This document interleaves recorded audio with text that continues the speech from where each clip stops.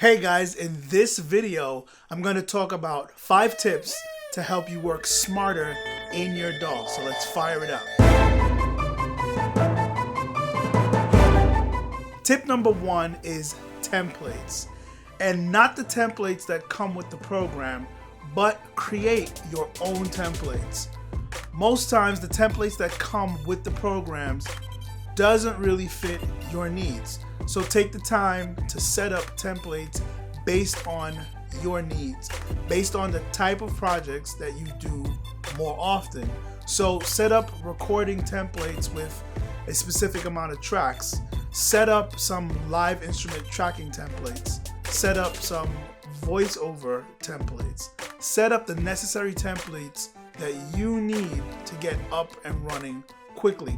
With most DAWs, you can set up templates that has a specific amount of tracks that you need, a certain plugin on specific tracks. Those plugins can have the settings already dialed in. It can have the complex routing already set up, like mix buses and sends.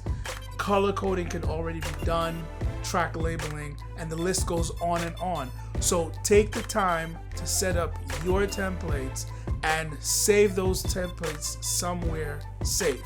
Don't just save it in the software, but also find the folder where those templates were saved and then save them somewhere in the cloud so that you'll have those templates if and when you need to reinstall them. You'll have them, you won't have to recreate them. On a side note, you should also look into channel presets. So while you're working, there's usually certain channels that you always set up the same plugins on, and you tend to pull them up often in your D.A.W.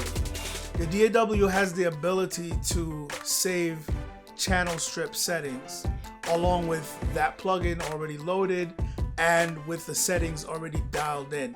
For example, I have a plugin chain preset that loads an EQ with the low end already rolled off to a certain amount, and it also loads a VU meter plugin with some specific settings already dialed in.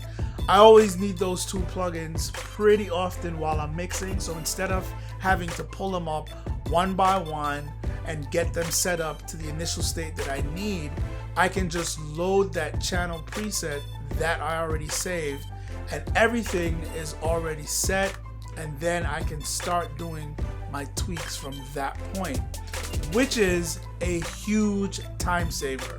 So look into if your DAW does project templates and also channel presets. Some companies call them plugin chains. The second tip is keyboard shortcuts.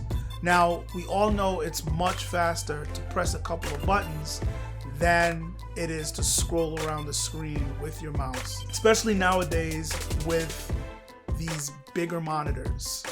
If you're working on something like a 27-inch monitor or a 40-inch monitor, or you might be working on a dual screen setup, which means you have double the screen real estate. That's a lot of scrolling around with the mouse, and you're trying to accurately click on these little dials and faders and buttons, and it becomes very inefficient. So learn your keyboard shortcuts for tasks that you use more often. Most DAWs, you can create your own keyboard shortcuts. It's definitely going to save you a lot of time, speed up your workflow, and make you more efficient. Tip number 3 is learn your DAW's strengths and its weaknesses. Take the time to learn those features that makes your favorite DAW unique.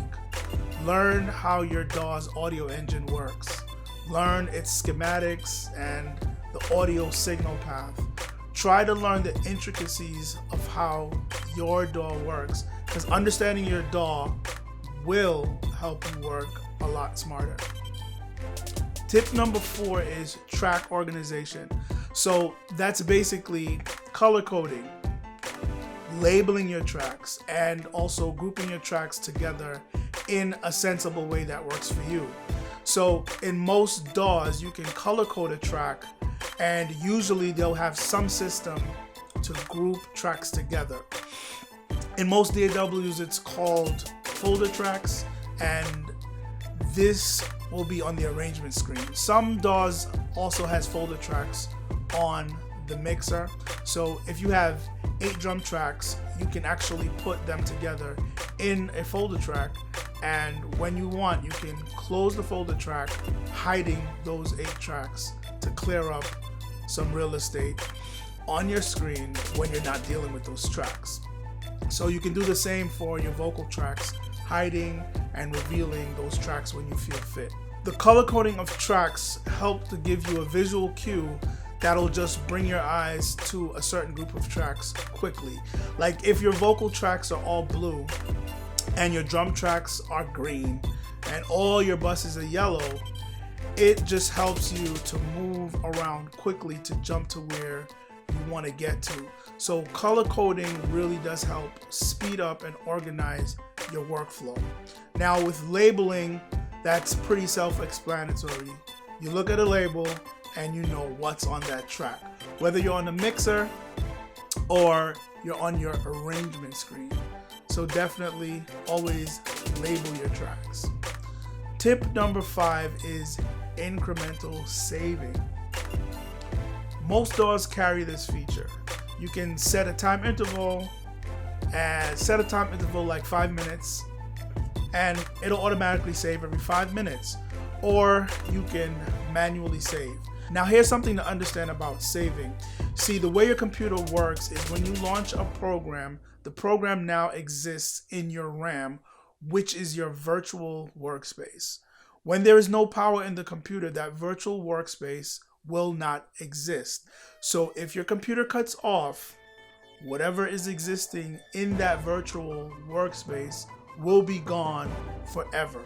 Also, once you close a program, it no longer exists in RAM. It's gone forever.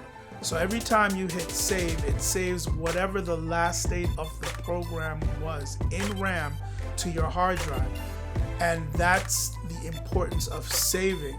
So if you did 5 minutes of work and you did not save, the 5 minutes of changes that you have made, it will still exist in RAM, but it's not saved to your hard drive.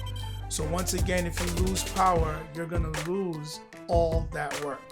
So every time you hit save, your changes will be saved from RAM to your hard drive. And of course, you can always reload your saved progress from your hard drive. Unlike your RAM, your hard drive can retain the data while the computer is off, while there's no power going to it. So you want to make sure that you're saving what's in RAM to your hard drive and saving it often. Okay guys, that's it for this video. And as always, you'll see me in the next video.